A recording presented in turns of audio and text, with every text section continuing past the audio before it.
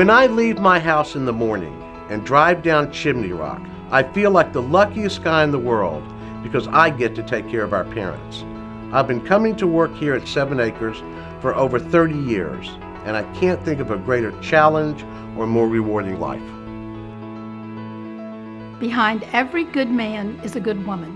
In Malcolm's case, it takes 3 of us in addition to Leslie. We are the management team of 7 Acres, and we work closely with Malcolm every day.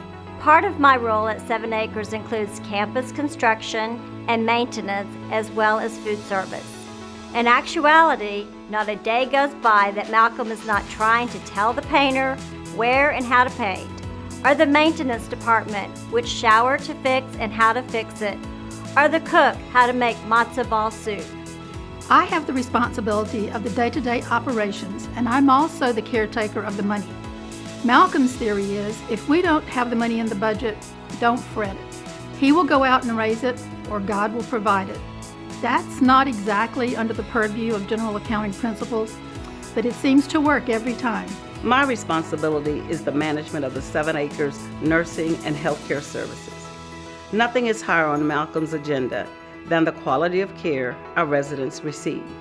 He is absolutely relentless in his pursuit of excellence, that there is enough staff and equipment to meet the growing residents' needs. We want you to know that it is truly a pleasure and an honor to have Malcolm as our colleague and fearless leader. We are so pleased that all of you are here tonight to recognize his extraordinary efforts. You've heard the expression, if these walls could talk. At 7 Acres, they do, preserving our history, culture, and memories. In 1943, the Jewish community took a bold step because the leaders saw a deep need to honor our fathers and mothers in their old age. They purchased an old frame house on Bernard Street with 12 beds. Many of the original residents were refugees arriving from Europe during and after World War II. The home was powered by volunteers, organized by a rabbi. In the 1950s, it became apparent that there had to be a formalized program for these kinds of elderly needs, with an administrator and a trained staff. In the 60s, we began formal fundraising, hired a trained administrator, and opened up the Chimney Rock site with 90 beds. We began to collect government funding from Social Security, Medicare, and Medicaid. And Houston's Jewish Home for the Aged continued to grow, along with the demand for its services. Then in the early 70s, the need for the home grew so greatly that we had to look for another site. In 1977, 7 Acres opened its doors on the Braeswood site with 120 beds. Then, a few years later, we began walking the road of 7 expansions from 1977 to 2011. The need was that great. I was instrumental in getting Malcolm elected to the position that he has now. He continues to be able to always get funds to make the improvements that are necessary to have enlarged the facility to the extent that it is now from what it was. And he also has the ability to manage people. Malcolm has a staff here. His major staff has been here for years, 30 years or more, as long as he's been here. And that's a magnificent trait, you know, for an executive to have, to be able to handle people so that they stay with him. About the time I came to 7 Acres, we began to see a new kind of resident, a resident that was not typical with the deficits of normal senility. We then began a planning process, not only at 7 Acres, but in our community, to care for these persons. And today we have the Alexander Greenberg building, which is one of the largest Alzheimer's wings in the country. Years ago, elderly people actually aged in a very organized way. They would come to 7 Acres or other healthcare providers or stay at home, and they would become more ill over time. Today, elderly people are actually aging in a reverse order. They come to 7 Acres very, very ill, and through modern technology, the provision of care, and other programs, they actually get better and leave 7 Acres. One of my favorite places at 7 Acres is in the lobby, because when you walk in here, you see what the home is. You feel it, and you touch it, and you see the people. And you see the people who care about this place. From the minute you meet the switchboard operator to the minute you walk out the door, the lobby for me is the place where people come and gather and talk, because it's representative of everything we do here. It's not a facade, it's the real deal.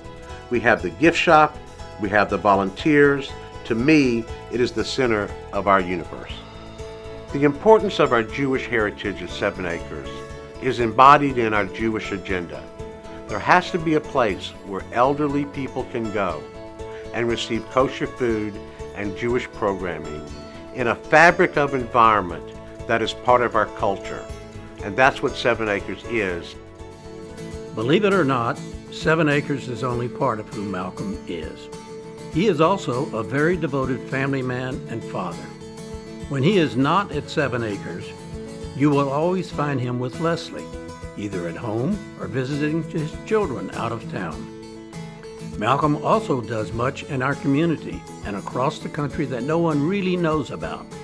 He is a true mensch and a person of the highest integrity, and it's about time that we honor him with our coveted Spirit of Life Award. One of the greatest assets that 7 Acres has is our Board of Trustees. And it's been my privilege to work with 17 presidents over the last 30 years. Our board is tough. Their expectations are high.